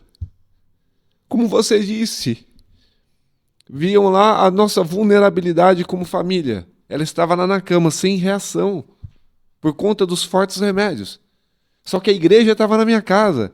Tinha um pastor para trazer uma palavra, tinha um irmão para ministrar os cânticos dos louvores, tinha um outro irmão para trazer oferta, e estávamos lá. A pandemia passou e eu nem vi. Confesso a vocês que eu nem vi, por conta de tudo que nós vivemos, foi tanta coisa aconteceu. tanta coisa, mas igual você disse, a igreja estava dentro da minha casa. Fora os Santas Convocações. A gente tinha que fazer um podcast só para falar das nossas experiências com Santa Convocação e com os cultos, né? 1000. Mas Ia assim... fazer um podcast com 1000 minutos. Nossa. Mas assim, na nossa vulnerabilidade como família, a igreja estava dentro da minha casa. Então eu sempre tinha um pastor, amigo de ministério lá dentro conosco para trazer uma palavra para a igreja e nós estávamos lá sendo ministrados. Nossa, era maravilhoso. Os nossos filhos, eu lembro quando o pastor Vladimir foi ministrar uma palavra em casa e levou o Samuel. Nossa, ele e a Amanda quase tiveram um troço. Fazia muito tempo que não se viam há tanto tempo. Então, assim, e foi algo extraordinário poder ter a igreja de Cristo dentro da minha casa. Eu digo a vocês que em meio a tanta dor que nós passamos, em meio a esse sofrimento por conta da doença da minha esposa e por conta ainda da pandemia se agravando, o nosso alento era ter a igreja dentro da minha casa. Foi algo assim, particularmente para mim, foi extraordinário. Talvez as pessoas falassem, eu jamais receberia alguém na pandemia. Meu irmão, eu estava com as portas abertas, louco para receber os crentes dentro da minha casa. E depois a gente fazia um momento de comunhão. Que coisas maravilhosas. Então os pastores iam lá, ministravam a palavra, estava sempre alguém, algum pastor, algum diácono, algum irmão do Ministério do Louvor estava lá levando o louvor, né? Então assim, algo poderoso. Isso nos sustentou em tempos de crise, em tempos de dor. Estar na igreja, fazer parte do corpo, ter uma identidade, saber quem você é e que você faz parte e que tem alguém olhando por você. Isso faz toda a diferença. Né? Isso faz toda a diferença. Fez para vocês na história que vocês tiveram, fez na minha vida e faz ainda hoje. E assim, hoje nós estamos aqui para honra e glória do Senhor para falar, olha, passamos por crises, por dores, por sofrimentos, como o apóstolo Paulo escreve. Mas o que nos sustentou foi a presença de Deus e a presença efetiva da igreja. A igreja estava lá. Eu não estava sozinho. Eu tinha os meus pastores todas as noites, à meia-noite, orando comigo. Eu tinha uma palavra ao meio-dia, todo dia, para ouvir. E eu tinha os cultos de sexta-feira dentro da minha casa, que tinham pastores lá ministrando palavra. Foi algo poderoso. Isso marcou a minha história. Jamais eu vou esquecer o que eu vivi nesses dias. Quando as pessoas olharem para trás, falarem da pandemia, eu vou lembrar do culto, não da pandemia. Eu vou lembrar do milagre da minha esposa levantando daquela cama e não das mortes que estavam na televisão. Porque foi isso que me marcou. A igreja estava na minha casa. A igreja foi me alcançar na minha dor. Isso é muito relevante. Isso é muito importante. Isso marcou a nossa história. Isso é poderoso. Na hora que você estava falando, estava até refletindo aqui, né? É um lugar de muito mais do que ter a igreja, né? mas ser igreja, Isso. né? Ser igreja. Então, mesmo em meio à pandemia, a pandemia não foi suficiente, com toda a atrocidade desastrosa que ela trouxe, ela não tocou aqueles que eram igreja, né? Porque a igreja é um organismo vivo da parte de Deus sobre a terra, né? Então, nós tivemos aí ao longo desses mais de 2 anos de pandemia, né? Sendo igreja, dia após dia, nos encontrando virtualmente, mas sustentados no mesmo espírito, né? E eu creio que é isso justamente que o apóstolo Paulo traz também como contraponto, né, e paradoxo na carta aqui aos Coríntios, né? Porque daí ele fala que o verdadeiro tesouro não é esse que está sendo apresentado aí fora de maneira visível, né? Mas o verdadeiro tesouro é dessas boas novas do Evangelho do nosso Senhor Jesus Cristo e a excelência desse tesouro que é a pessoa, né, de Jesus sendo ofertada a nós e que somos vasos de barro. Então, em nós não há suficiência alguma. Daí até aquela expressão que você usou, né, no sentido de tipo assim, de na nossa vulnerabilidade, nós estarmos com outras pessoas que também são vulneráveis, né? Você está se relacionando com líderes que não tem nada de um super-homem de Deus, mas que ele também tem os seus sofrimentos, as suas dificuldades, né? E que você tem um líder que é humano como você. Porque às vezes até hoje, né, existe algo bastante complicado em algumas igrejas nesse sentido, né?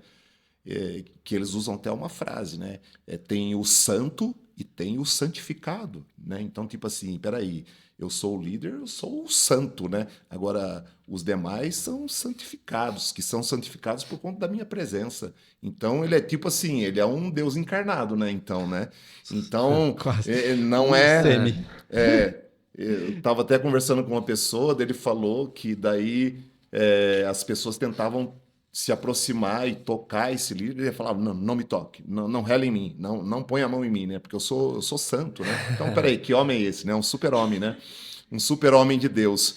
E que daí vai na contramão até do próprio exemplo que Jesus deixou. Quando a gente vê Jesus ali no Getsêmani, né? Ele chama os seus discípulos para orar com ele, né? Ele, Jesus, o Filho do Deus vivo, ele chama os seus discípulos para que estejam ali com ele, para ajudar ele naquele momento de agonia e de sofrimento, né? Então, justamente mostrando esse lugar de vulnerabilidade, né? Então, o apóstolo Paulo toca esse tema, né, com a igreja de Corinto e, ao mesmo tempo, que se contextualiza com esse tempo que nós vivemos como igreja na pós-modernidade, né? Que dá possíveis reflexões e diálogos aí, né? Só para fechar, essa vulnerabilidade que nós dissemos é a vulnerabilidade que Paulo estava dizendo. Eu também sou sofredor, eu também estou aqui me fazendo o que eu consigo para trazer suprimento, para eu comprar algumas coisas. Eu sou como vocês. Então, é essa distância entre um quase semideus, um pop incrível e trazendo, que é o paradoxo. E ele até termina essa primeira parte trazendo, de fato, essa grande revelação de Cristo, que nos traz salvação através da sua morte pela cruz, mas um rei que não necessariamente foi um rei de tesouros humanos, de ouro, prata, mas um rei que realmente é o Rei dos Reis e o Senhor dos Senhores, né? E aí ele termina de arrematar essa primeira parte de reconciliação com a igreja de Corinto. E finalizando também essa parte, acho que a gente nunca falou sobre isso, mas deixando publicamente pro pastor Daniel e pro pastor Milton que eles foram muito importantes, né? Sim. Nesse momento. Com certeza. Que foi um pouquinho difícil. Muito obrigado. Somos igreja. Com certeza. Isso aí. Vamos fazer um segundo de pausa, só pra gente se recompor.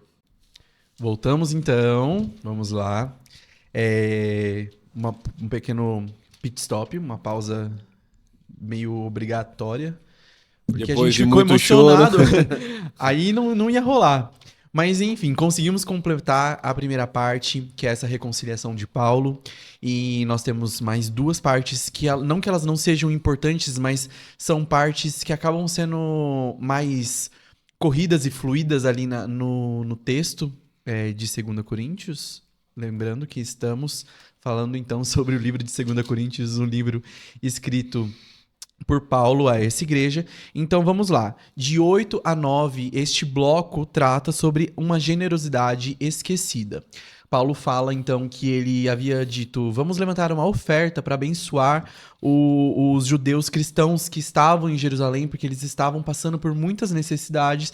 Então as outras igrejas, Gálatas, Coríntios e tal, levantam essas ofertas. Entretanto, o povo de Corinto não havia se preparado para tal. Eles não haviam se organizado. E aí Paulo traz até esse ponto, essa temática do que o importante daquilo não era a questão do dinheiro, mas sim quando nós temos um caráter transformado e próximo ao de Cristo, nós somos generosos. E aqui a gente poderia falar muito, muito, muito sobre a generosidade, sobre tantos pontos, a história que o pastor Daniel trouxe no começo da Coco, como ela retribui essa questão da generosidade, e como ainda é um tema que a gente precisa ficar retomando praticamente todos os domingos, no que deveria ser uma ação igual às vezes acontece em algumas igrejas, né, que não existe até o momento da generosidade, mas que as pessoas, quando elas sentem vontade de ser generosas, elas levantam de suas cadeiras e vão e fazem as suas ofertas. E aqui não sendo especificamente dinheiro, mas o quanto a generosidade revela o caráter de Cristo através das nossas vidas. E o quanto mais nós estamos com Cristo e quanto mais ele se revela conosco, mais parecemos com eles. E aí fica talvez um questionamento de que, será que estamos passando tempo suficiente com Cristo para que este nosso caráter esteja tão próximo a ele que a generosidade não passa a ser um ponto a ser trabalhado, mas um ponto a ser apenas vivido? O que vocês acham sobre a generosidade? Olha, eu sou suspeito a falar disso porque eu vivi experiências muito interessantes com relação a essa questão de generosidade. Eu entendo que é algo muito particular. É bíblico que a gente seja generoso em abençoar. Quando você vai ler lá atrás, quando Moisés está trazendo à tona todas aquelas leis, tudo aquilo, tem um texto muito marcante lá que diz assim, ó: jamais deixará de haver pobre sobre a terra. A própria palavra de Deus fala sobre isso. E aí fala, ó, se aquele que tem muito dividir com quem não tem, ninguém vai passar necessidade. Aí o que tem muito vai dividir com aquele que tem menos, e ambos vão comer, ambos vão se vestir, chamando a importância de olhar para o outro. Neste momento não é diferente. Paulo está falando dessa questão de generosidade, de olha, vamos contribuir neste momento com eles porque eles precisam. Porque amanhã, quando vocês precisarem, eles vão contribuir e vão cuidar de vocês. Para que haja equidade e haja igualdade na igreja e no corpo de Cristo. E aí ele ensina eles, olha, cada um contribua com aquilo que está no seu coração, que a gente sempre lê nos domingos. Uhum. Não com tristeza, não com constrangimento, não com obrigação, porque o Senhor se agrada àquele que contribui com alegria. Ou seja, isso tem que ser espontâneo, tem que ser de dentro para fora. Como que é a palavra? De dentro para fora tem um termo, né? Eu não vou lembrar agora. Mas assim, é isso. Tem que vir do coração, tem que partir, tem que ser verdadeiro, real. Eu não tenho que fazer alguma coisa para o Caleb olhar e falar, nossa, ó, que bênção. Não. Não é o outro perceber. O que a mão direita dá, que a esquerda não sabe o que está acontecendo. Então assim, na verdade, tem que ser este movimento de amor, de cuidado, de semente. Né? E eu falei que eu vivi experiências muito particulares, porque em alguns momentos o Senhor tocou no meu coração de fazer algumas coisas. E eu vivi resultados incríveis. Não que eu fiz esperando o resultado. Não fiz de forma alguma esperando o resultado. Mas da mesma forma que Ninguém que passa pela presença de Jesus volta da mesma forma. Uhum. Semear sementes boas em terra boa vai ter resultado. Às vezes pode ser naquele momento, às vezes pode demorar um pouco mais. Mas você vai ver resultado. Eu tive muitos resultados, já testemunhei várias vezes na igreja de coisas que Deus fez, que Deus falou comigo. O pastor não me pediu nada, a igreja não me pediu nada, mas Deus falou comigo, tocou no meu coração, fiz uma oferta e Deus fez algo incrível. No decorrer dos dias, coisas extraordinárias aconteceram, coisas inesperadas, né? Então, assim, e eu entendo que Paulo está ensinando esse princípio. Olha, a semente vai produzir. Então, não retenha a semente. Semeia essa boa semente, porque a terra é boa, isso vai produzir, vai ter fartura. Não se esqueça, antes de tudo, que o que você não tem porque você tem. Deus primeiro te deu. É o que ele fala, olha, aquele que dá semente ao que semeia. Então, assim, antes de eu pensar em dar alguma coisa, Deus já me proveu todas as coisas. E eu acho isso muito interessante, porque às vezes a gente acha que a gente conquistou com a nossa mão e a gente quer reter.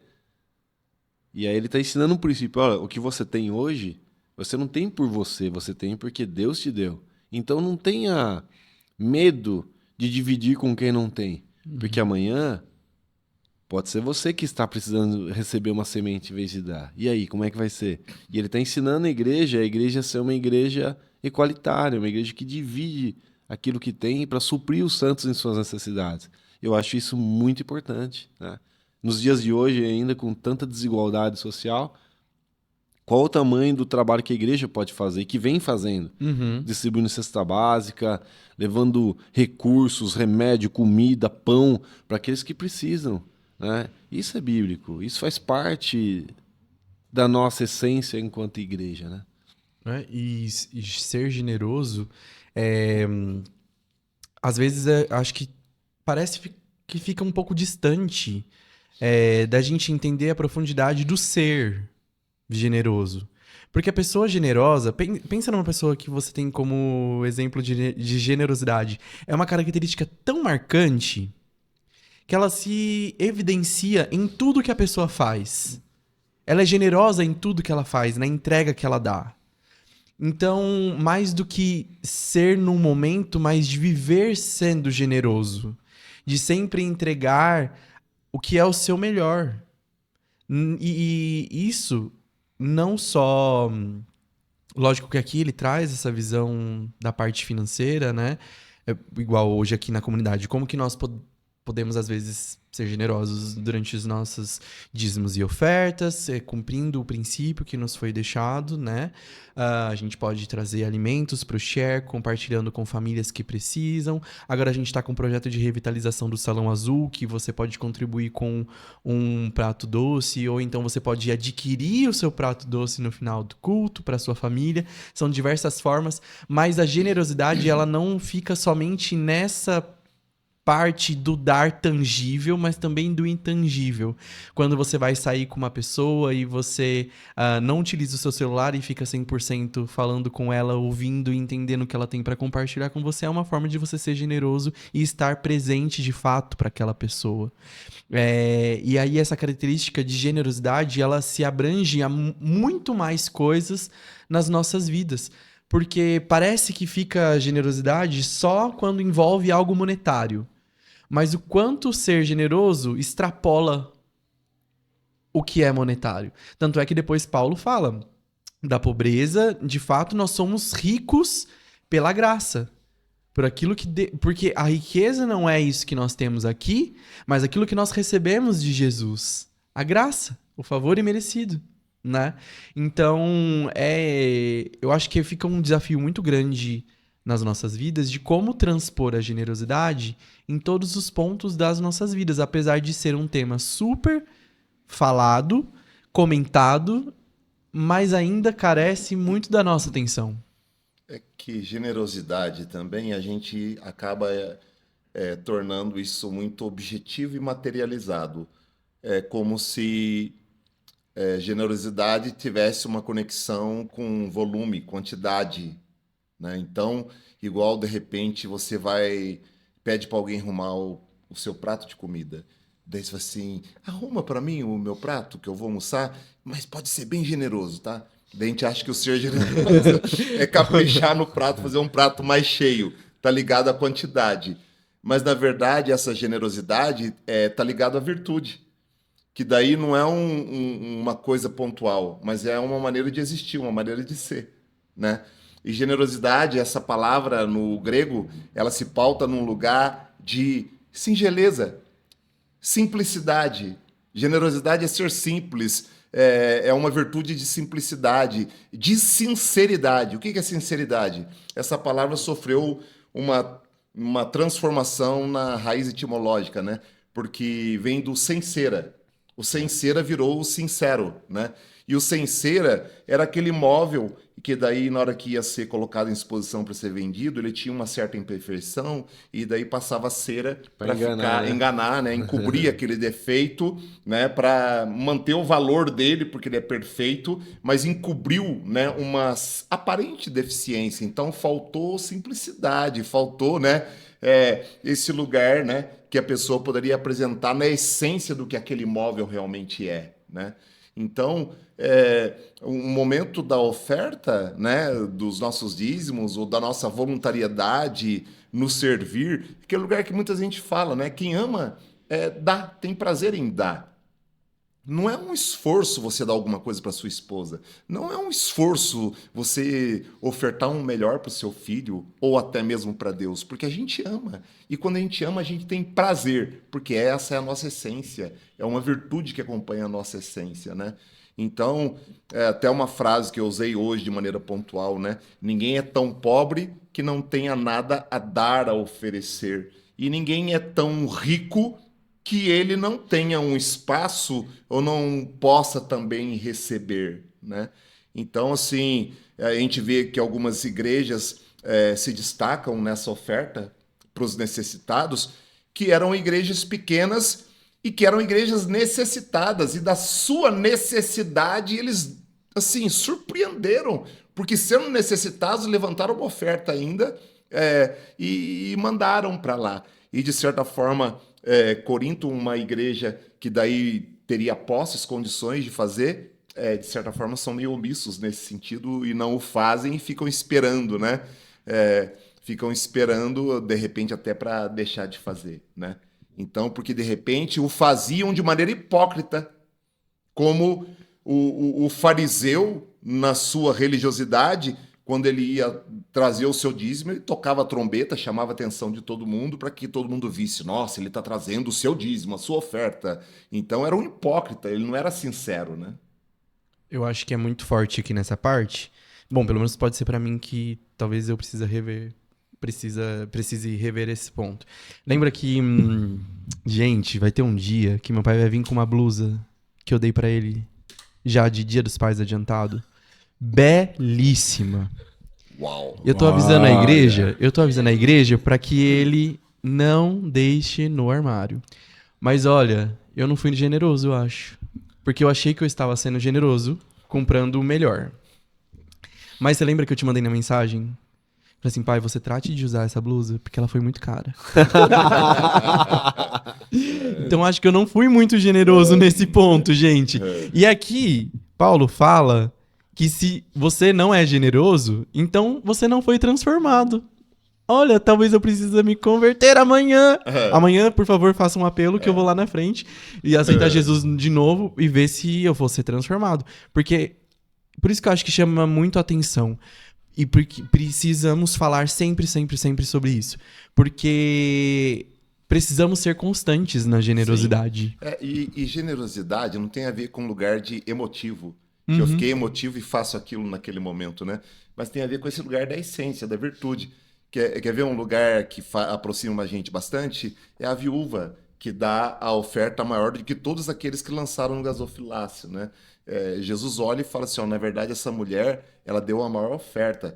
Ela foi generosa, porque ela, na sua miserabilidade, ela não viu a sua pequenez. Do tudo que ela tinha, ela ofertou e entregou.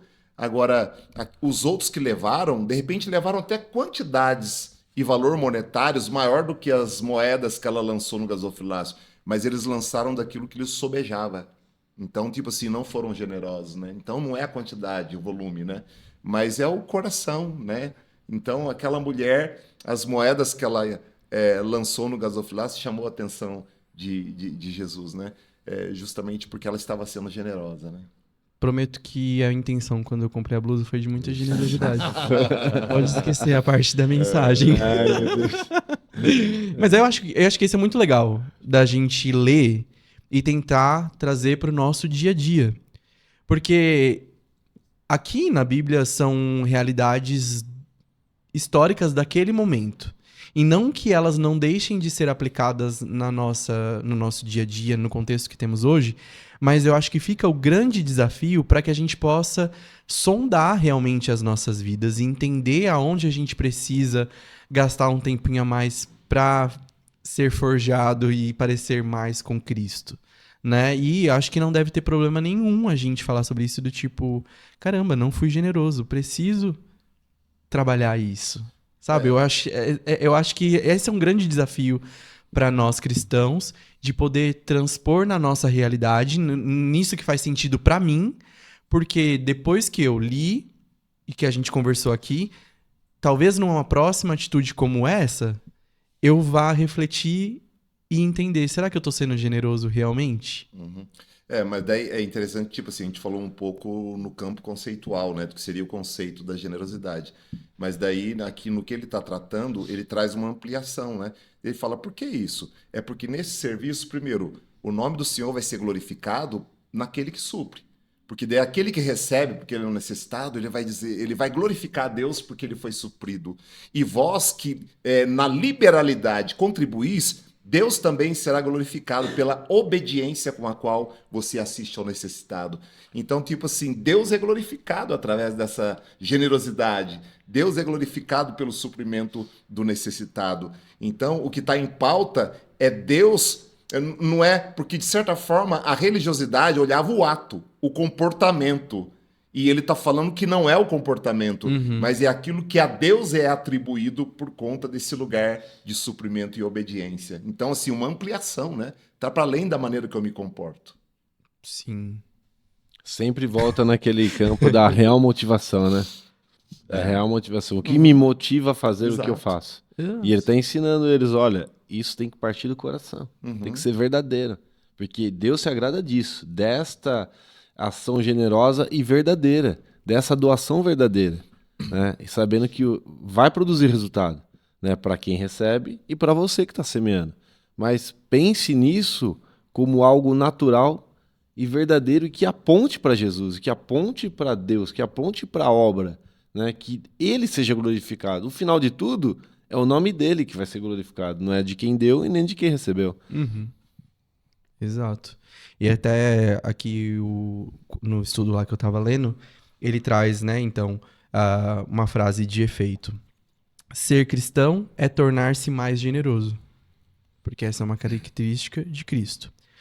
Honra e riqueza que nós, às vezes, esperamos, na verdade, a nossa salvação veio através da morte de um escravo pobre. Desse paradoxo de entendermos, então, a gente foi ali da generosidade do conceito, a generosidade aplicada, o que Paulo quis dizer aqui, mas, igual o pastor falou, voltando lá no princípio, o objetivo e a finalidade para a qual nós fazemos e devemos fazer. Esse povo deveria fazer para suprir o povo que estava lá em Jerusalém, mais do que entregar o dinheiro, mas poder ser suporte na vida dos irmãos, como uma família, como uma igreja conectada, entendendo todos os... E é interessante que ele faz outras conexões, né? Que daí, na verdade, ele faz um apontamento de princípio. Que daí a própria palavra de Deus fala, assim, olha, enquanto houver céus e terra e o homem, haverá noite e dia, sol e chuva, sementeira e colheita. Porque daí um pouco antes ele fala, né? Se você semeia bastante, você vai colher bastante. Então, tipo assim, é como que um respaldo de um princípio. Isso que você está fazendo de maneira natural, ela tem um respaldo de um princípio e de uma lei espiritual. Porque tudo quanto o homem semear, isso também ele ceifará, como também está lá em Gálatas, né? Então, esse lugar da generosidade é um lugar de que o nosso serviço, a nossa obra no Senhor não é em vão, né? E algumas expressões, né, que a gente acaba, que estão aí no senso comum, né? Ninguém vence Deus em dar. Então, quanto mais generoso você é, quanto mais você ajuda o próximo, supre o necessitado, mais Deus transborda a tua vida, né? Deus mais supre. Igual a gente fala sobre a multiplicação dos pães, né? Do menino, né? Que estava lá com os pães e os peixinhos, né? E daí multiplicou, uma multidão, né, comeu e só beijaram ainda 12 cestos cheios. Isso é generosidade. E era um lanchinho, né? Era um lanchinho. Uhum. E ele foi generoso, porque ele não deu parte do lanchinho, né? Ele não deu metade do lanchinho, ele deu o lanchinho todo. E daí a gente E costuma... voltou com o lanchão. E depois a gente costuma brincar, né? Se foi ele que deu o lanchinho, a partir de onde houve a multiplicação, então, para quem será que foi os 12 cestos que sobejaram, né? Daí a gente, né, brinca, né, nesse sentido de que provavelmente foi para o menino. Então, ele deu um lanchinho e voltou com 12 cestos, né? Montou uma mercearia, né? Para vender os pães e os peixes que sobejaram. Então, justamente mostrando que por detrás de um ato de generosidade que é de uma virtude, de uma essência, do caráter daquele indivíduo, né? Transformado, porque de certa forma o sujeito não transformado, ele é egoísta. Ele quer ter só para si, quanto mais ele possa ter para si. Ele não vê o outro, ele só vê a si mesmo, ele não quer repartir. Por mais que ele tenha, ele quer acumular, mesmo diante do necessitado. Agora, o homem transformado, não. O homem transformado, ele tem prazer em repartir, ele tem prazer em distribuir, né? E isso multiplica cada vez mais a vida dele, né? Porque é um princípio espiritual. Sim. Bom, acho que fechamos esse bloco, que é muito profundo, mas passamos por ele. E vamos por último, que depois que Paulo falou tudo isso, todo esse conceito, todo esse ensinamento, ele ainda traz ali de 10 a 13 nos capítulos finais, para aqueles que ainda estão duros ainda, que ainda acham de querer uma carta de recomendação, ele ainda traz esse desafio final do tipo, galera, se vocês estão com algum problema, acho que vocês realmente não foram transformados, revejam aí seus conceitos, porque tá tudo errado. Acho que essa parte final, que é até que ele fala sobre os super apóstolos, é uma parte bem interessante, né? Porque, bom, já deveriam estar todos com o coração muito quebrantado depois desse livro inteiro. Aí chega no final, ele ainda gasta ali um... Olha, se vocês não entenderam, eu vou botar aqui de novo só pra garantir que vocês vão compreender toda a mensagem que eu quero passar. Porque... É interessante que ele continua falando, né? Olha, esses camaradas querem se vangloriar. E aí ele começa a falar, ó, quem, porém, se gloriar, que se glorie no Senhor. A nossa glória é o Senhor. E aí ele começa a confrontar eles. Fala, olha, eles não falam que são judeus? Eu também sou. Eles não são israelitas? Eu também sou. Eles não são servos de Cristo? Sou mais ainda. Se eles sofreram, eu sofri muito mais. 5 vezes eu apanhei dos judeus, eu fui espancado, eu naufraguei, passei perigos, fiquei em mar aberto. Ele começa a dar o currículo dele, né? Currículo vitae. Se ele arrumar emprego, ele fala assim, quais são as suas aptidões? Eu fui espancado, eu fiquei no mar, eu desci uma muralha num cesto. Ele conta toda a história. E ele fala assim, olha, se vocês queriam uma prova do meu apostolado, é essa aí. Eu trago no meu corpo as marcas de Cristo. Uau! Que poderoso isso. Uhum.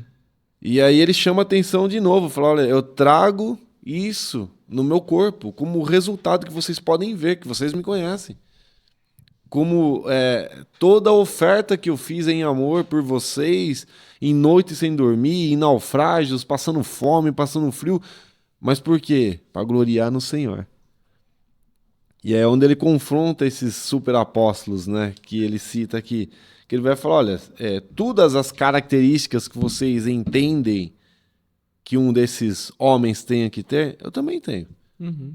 Se eles são hebreus, eu também sou. Se eles passaram dificuldades, eu também passei. Passei muito mais do que eles. E aí ele começa a contar toda a história do tanto que ele sofreu.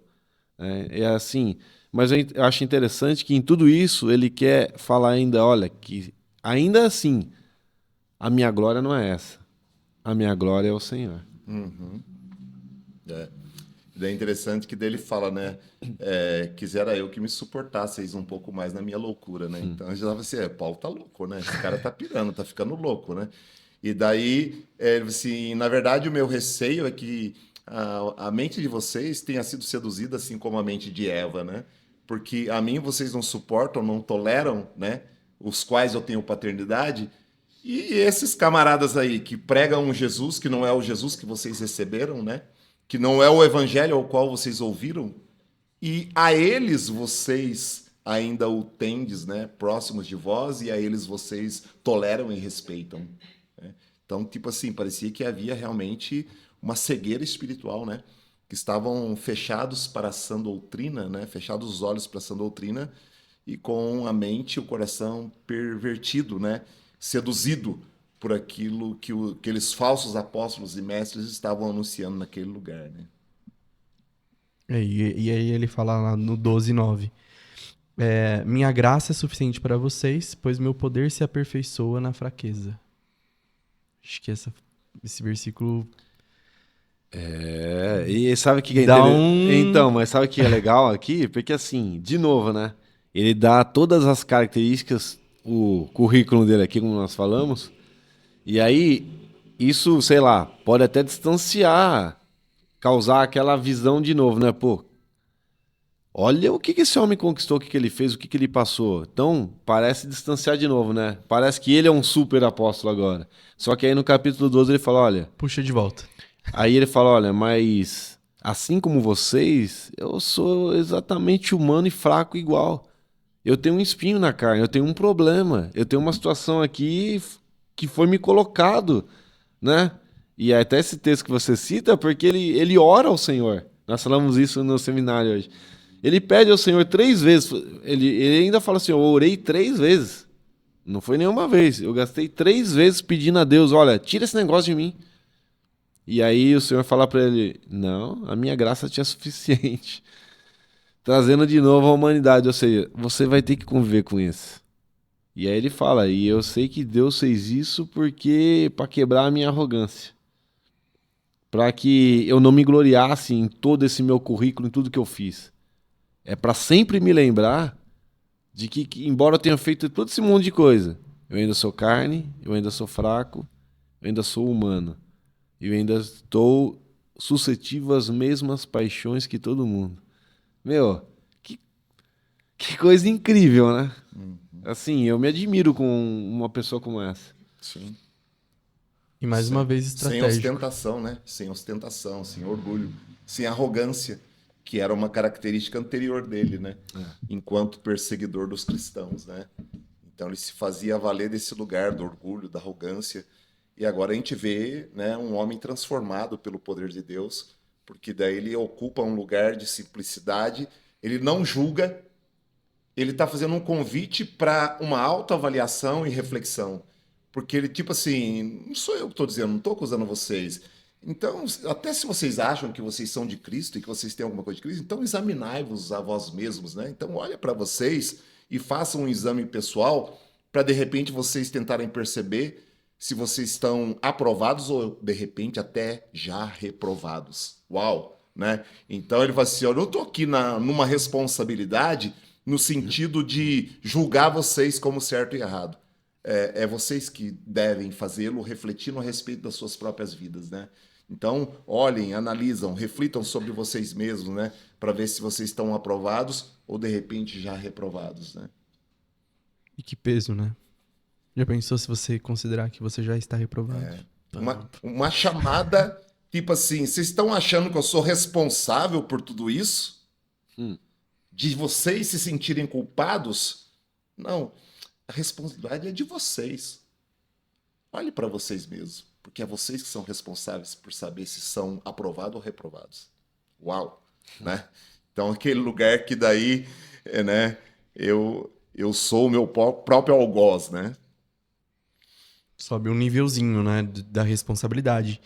E que é o objetivo, né? Que nós não nos alimentemos só de leitinho, mas de alimentos sólidos, de entender e buscar cada vez mais entender, compreender e ser transformado enquanto nós nos conectamos com a palavra de Deus e intensificamos a nossa intimidade com Cristo. Uhum. E ele fala no capítulo 12, versículo 15, de muito boa vontade gastarei o que tenho e me deixarei gastar pelas vossas vidas. E ele ainda reafirma, fala, olha, tudo que eu fiz isso aqui ainda há pouco, ainda vou gastar tudo que tiver, até o último suspiro, em favor de vocês, em favor da igreja.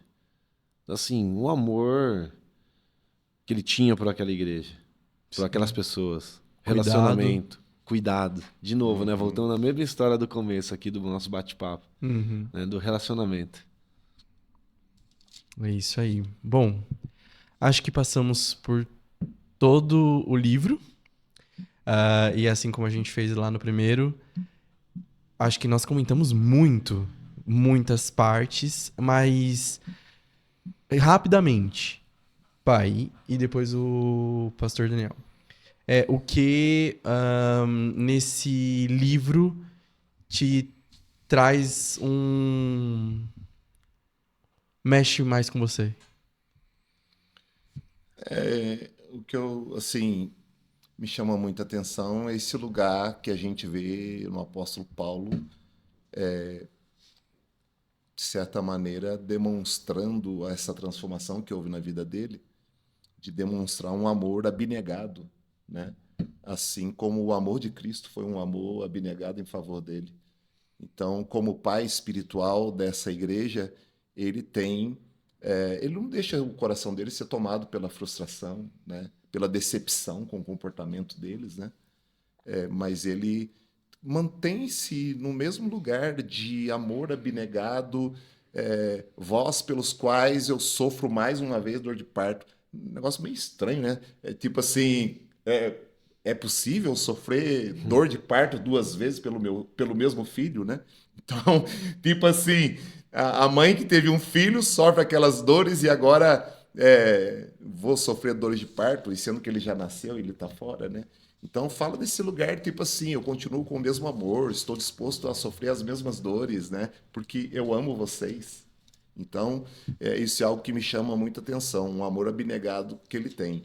E a segunda coisa é esse reconhecimento de quem é Deus e de quem ele é, né? Que nós somos simples vasos de barro e o precioso tesouro é esse evangelho, a pessoa do nosso Senhor Jesus Cristo, né?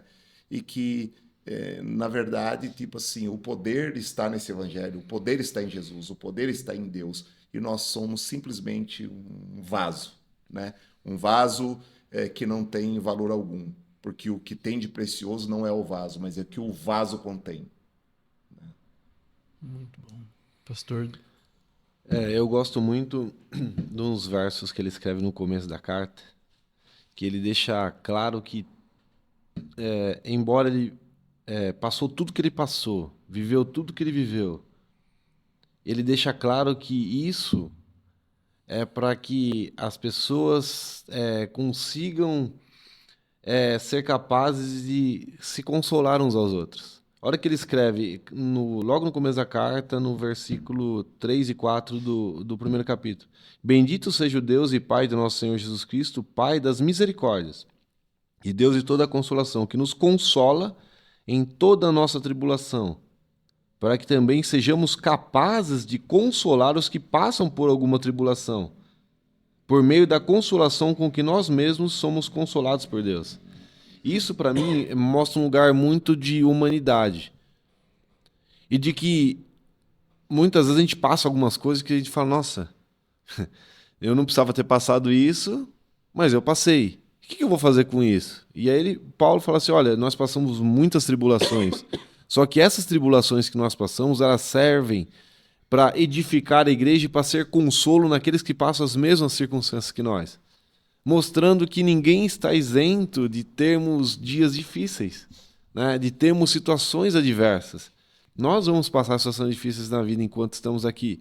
Só que nós podemos nos tornarmos amargos, amargurados, tristes, ou podemos pegar essas circunstâncias e sermos capazes de usar isso para consolar pessoas que passam pela mesma circunstância que nós. Isso fala um lugar, eu entendo, de aproximação, de relacionamento, de cuidado com o outro. É um nível de eu conseguir perceber que o meu problema ele pode ser usado para edificar a vida de quem passa a mesma circunstância. Então, deixa de ser até eu não sei, um egoísmo pelas minhas dores. A minha dor pode ser a cura do outro. Então, assim, me marca muito nessa carta, porque o tempo todo ele fica trazendo para próximo, para o humano, para o relacionamento, que as dores, os naufrágios, as chibatadas que ele tomou, os apedrejamentos, tudo aquilo fazia sentido, porque ele poderia ser usado em favor de abençoar a vida de outros que passavam a mesma circunstância todos os dias. E eu acho que isso fica um aprendizado para nós, que as nossas dores, como nós compartilhamos, né, no decorrer e nos emocionamos lembrando das nossas dores, isso pode servir de consolo a pessoas que estão passando por isso nesse momento. Isso mostra a humanidade de Cristo em nós e a humanidade da igreja, que é uma igreja próxima, verdadeira, que não está apontando para um lugar de utopia, mas para um lugar de realidade, de evangelho verdadeiro e próximo que todo mundo pode viver. E a gente, com as nossas dores, nós podemos consolar uns aos outros. E nós podemos seguir em frente. Então, para mim, essa carta marca muito isso. Né? E em todo tempo ele sempre fala, olha, essas dores, esses problemas que eu passei, então, isso pode ser usado para consolar vocês. Né? E sempre se mostrando muito próximo, né? Como nós falamos, como se sentindo pai, como se sentindo gestando aquelas pessoas, ou seja, o amor, o cuidado, a proximidade. Eu levo isso para a vida, né? Nós podemos ser assim enquanto igreja, enquanto pessoas, enquanto família. Eu acho que isso é o que mais me marca. Certo, muito obrigado. E até aproveitando, acho que se você porventura caiu nesse podcast e você ainda não faz parte de alguma igreja, se porventura você se distanciou de alguma igreja, da sua igreja local, se porventura você acha que você está distante do Senhor, sempre há o chamado de volta, né? Fica o nosso convite para que você busque uma igreja, para que você se conecte a um corpo, para que você viva de fato podemos dizer esse chamado, como igreja, de nos suportarmos, de estarmos juntos, de aprendermos juntos e de sermos ferramentas na vida de outras pessoas. Então, se você quiser visitar, a nossa igreja também está de portas abertas, mas que fique aqui um grande incentivo de que, se você está um pouquinho distante, volte seus olhos novamente, se junte, agarre e deixe que o resto Deus vai fazendo. E Deus vai apoiando e te levando a novos níveis. Sim. Tem um autor que ele diz que o que há de mais ontológico no ser humano é que ele é um ser do cuidado. Quer dizer, a gente precisa de cuidado, né? Então, assim, se não houver um cuidado no nosso nascimento, o bebê morre se ele estiver só. Precisa do cuidado, do acolhimento, da proteção. E é isso que vai permitir com que ele desenvolva e cresça, né? Então, esse lugar nos permite isso que faz parte da nossa essência, que é o lugar da dependência. O ser humano é um ser social e um ser de dependência e que precisa de cuidado. E seja ele de Deus, né? E seja das pessoas. Por isso a importância da igreja, né? De que é um lugar onde a gente possa cuidar uns dos outros, né? E automaticamente sermos também cuidados por Deus, né? Porque, infelizmente, na hora que você falou igreja, a gente falou um pouco sobre igreja, né? As estatísticas dizem hoje que, até por conta das muitas decepções, de tudo isso que se diz hoje que é igreja, mas não é igreja, e que daí machuca muitas pessoas, o que mais cresce hoje, a religião que mais cresce hoje, daí não é a religião, mas são os desigrejados. São aqueles que abandonaram as igrejas e não congregam em nenhuma igreja mais, né? Esses são aqueles que na estatística estão crescendo cada vez mais do que qualquer religião cresce no mundo. Então, tipo assim, a decepção que a nossa geração pós-moderna enfrenta esse desafio no que diz respeito à igreja e Deus, né? Então, a gente precisa abrir os nossos olhos nesse sentido e a responsabilidade que cada líder, pastor, igreja tem no sentido de que a gente possa ofertar um lugar genuíno do Evangelho do nosso Senhor Jesus Cristo, onde as pessoas possam se sentir acolhidas, pertencentes e como um lugar de cuidado. Isso aí. Muito obrigado, você que nos escutou até aqui. Que o Senhor continue falando o seu coração nesses próximos dias, que você continuar, que o Espírito Santo continue trabalhando. E nos encontramos num próximo podcast. Obrigado pela presença de vocês. Obrigado por esse momento que nós pudemos compartilhar tanta profundidade nas nossas experiências, naquilo que a gente aprendeu. E é isso. Até mais. Até mais. Deus abençoe.